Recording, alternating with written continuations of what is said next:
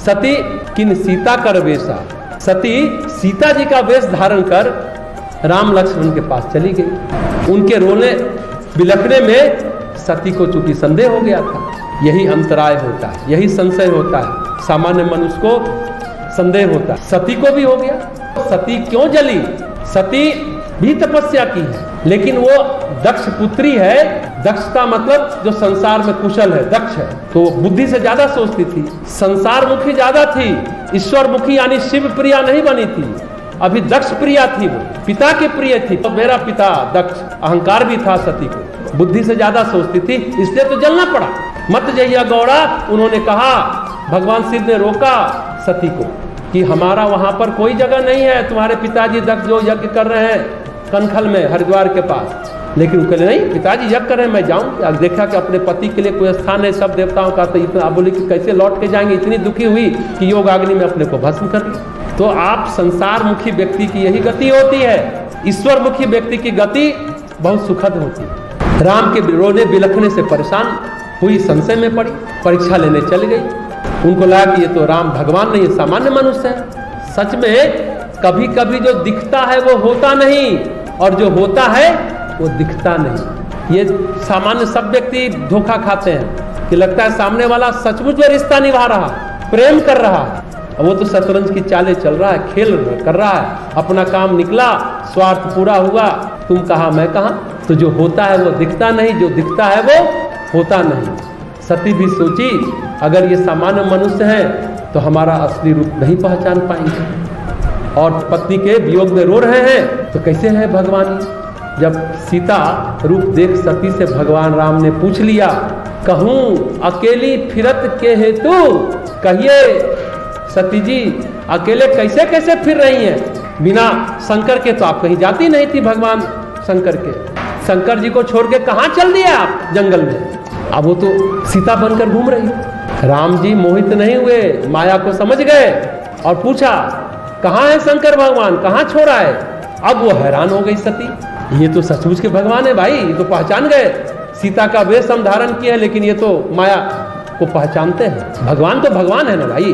भगवान रोकर भी मुस्कुरा रहे हैं, और सच ये है कि हम लोग मुस्कुरा कर भी रोते रहते हैं, हम लोग मुस्कुरा कर भी रोते रहते हैं। यही तुलसीदास जी कह रहे हैं, भगवान तो लीला करते हैं, उनका नाटक वो जाने, बस जो उपदेश दे रहे हैं वो हम जाने, हम लोग जाने। तो भगवान कर रहे हैं नारद जी से, शादी विवाह माया के फेर में क्यों नहीं रहना चाहिए। फिर कह रहे हैं संत बनो। भगवान राम और नारद संवाद में दो भाग है ना, एक में माया रूपी स्त्री की निंदा है, और दूसरे भाग में संतों के लक्षण को बताते हैं। भगवान ने पहले उपदेश दिया, माया रूपी निंदा का मतलब क्या है? पहला उपदेश दिया वैराग्य, वैराग्य का पहले खंड में उपदेश दिया, जो माया की निंदा है। दरअसल वो वैराग्य का उपदेश है, निंदा नहीं उपदेश है। शंकराचार्य कहते हैं ना, मनुष्य विचारम बारंबारम, नारी तन भर नाभि निवेशम, मिथ्या माया मोहावेशम। स्त्री का शरीर, तन, उदर, पेट दिखता है, सुंदर लगता है, वो माया मोह का वेश है। आदि गुरु शंकराचार्य कह रहे हैं, वो कहते हैं कि अरे सौंदर्य है क्या? मांस और वसा का विकार है सौंदर्य, इससे ज्यादा और क्या हो सकता है? अरे मनुष्य बार बार विचार कर, मनुष्य विचारम बारंबारम। तो भगवान स्त्री निंदा नहीं करते, पाप से वैराग्य पैदा करते हैं। उपदेश वैराग्य का देते हैं, दिखता है लगता है कि निंदा है, वही है विषय निंदा, माया निंदा, स्त्री निंदा नहीं है। और दूसरे चरण में भगवान देते हैं विवेक का उपदेश, पहले चरण में वैराग्य, दूसरे चरण में विवेक, और बताते हैं कि माया क्या है और संत क्या है। इन गुणों को धारण कर चिंतन कर संत बनोगे, विवेक स्थिर होगा, और वैराग्य तथा विवेक स्थिर हो तो फिर भगवत प्राप्ति सुनिश्चित है। तो इस राम नारद संवाद में 2 प्रकरण है। पहला प्रकरण वैराग्य का, दूसरा प्रकरण है विवेक का। निंदा स्त्री की नहीं, वो वैराग्य प्रकरण है। दूसरे प्रकरण में क्या पकड़ना है, क्या छोड़ना है, विवेक से निर्णय लो। छोड़ना है संसार, छोड़ना है माया, और पकड़ना है संत के गुण, पकड़ना है भक्त के गुण। क्या न करो से भगवान शुरू करते हैं, डॉन से शुरू करते हैं और डू तक ले जाते हैं। क्या न करो ये भगवान शुरू करते हैं कि माया के फेर में मत पड़ो, और क्या करो से अंत करते हैं कि संत बनो, संतों के लक्षण को समझो, पत्नी रहते हुए माया रहित रहो। माया के फेर में पड़ोगे तो रोगे। देखो नारद, हम भी रो रहे हैं माया के कारण, पर एक बात हमेशा याद रख लो, माया सबको छोड़कर चली जाती है, चली ही जाती है।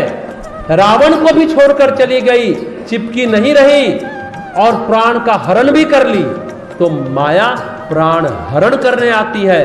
तो निष्कर्ष है वैराग्य विवेक की साधना, ये राम नारद संवाद। पहले माया से तादात्म्य विसर्जन और फिर विवेक में प्रतिष्ठा। अगर ये हो गया, आत्म प्रतिष्ठा और भगवत सानिध्य अपने आप फिर मिल जाता है, हो जाता है। तो संसार से कभी आशा मत रखना, ईश्वर से कभी निराश मत होना। कितना अच्छा वाक्य है। संसार से कभी आशा मत रखना और ईश्वर से कभी निराश मत होना।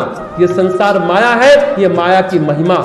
ये माया की महिमा क्या है? उतावला कर देती है, उद्वेग पैदा करती है। जितना पकड़ते जाओगे उतना छूटती चली जाएगी, और छूटना तो है ही, छूटती जरूर है माया।